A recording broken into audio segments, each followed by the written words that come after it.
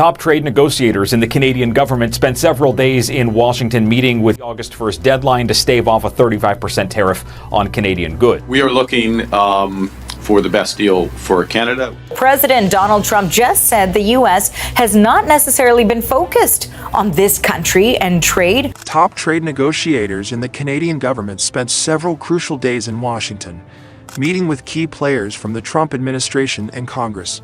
The countdown was on as the August 1st deadline loomed, threatening a 35% tariff on Canadian goods if an agreement wasn't reached.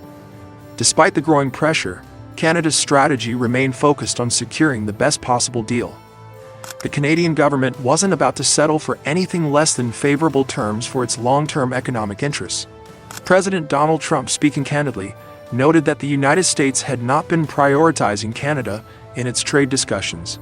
He even went so far as to suggest that the U.S. might not reach a trade deal with Canada, indicating that tariffs might be the only route forward. "We haven't really had a lot of luck with Canada. I think Canada could be one where they'll just pay tariffs. It's not really a negotiation," Trump remarked, seemingly resigned to the possibility of further economic tension. Canada, however, was resolute. Canada's Ministry of Finance responded with a blunt and firm statement. "We will only sign if it is the best deal for Canada." This declaration sent shockwaves through the White House, effectively nullifying the previously touted August 1st deadline. The Trump administration had been using the looming tariffs as leverage, but Canada's firm stance made it clear that Ottawa would not be pressured into an unfavorable deal.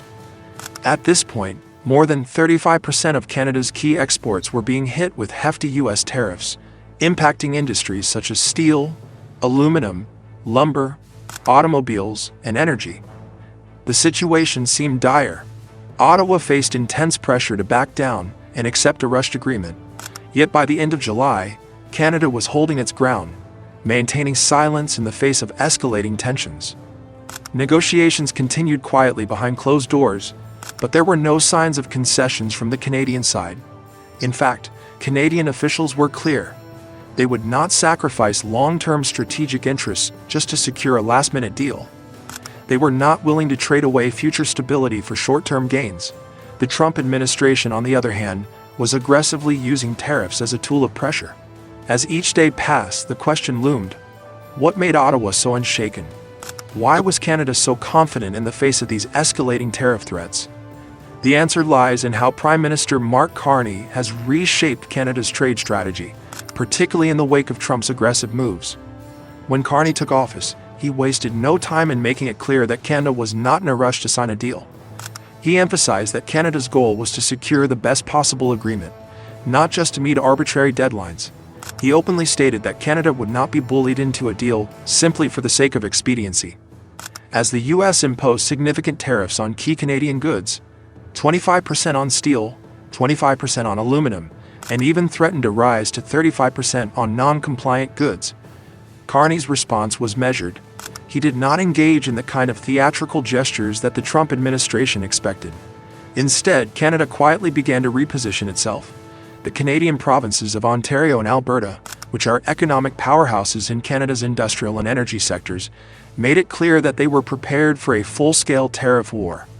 They had already developed contingency plans to minimize the impact of these tariffs.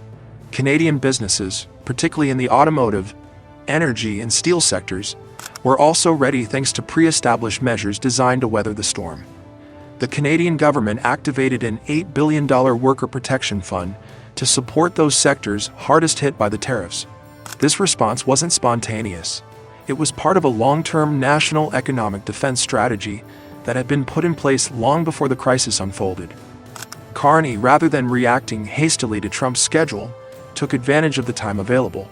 He knew that if the U.S. had to wait for Canada to act, the situation would put Washington in a reactive position, building pressure on the U.S. from within.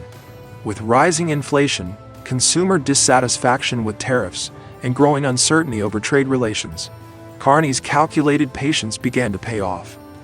By the end of July, negotiations were still at an impasse, but Canada had successfully used time as its ally.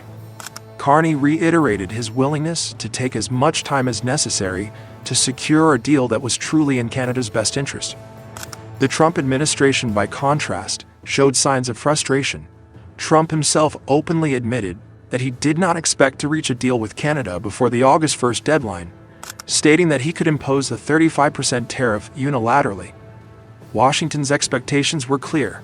They thought Canada would panic and sign a deal to avoid the economic fallout. But Carney understood that rushing into a deal would only compromise Canada's long-term interests. So instead of playing into Washington's hand, Canada flipped the board.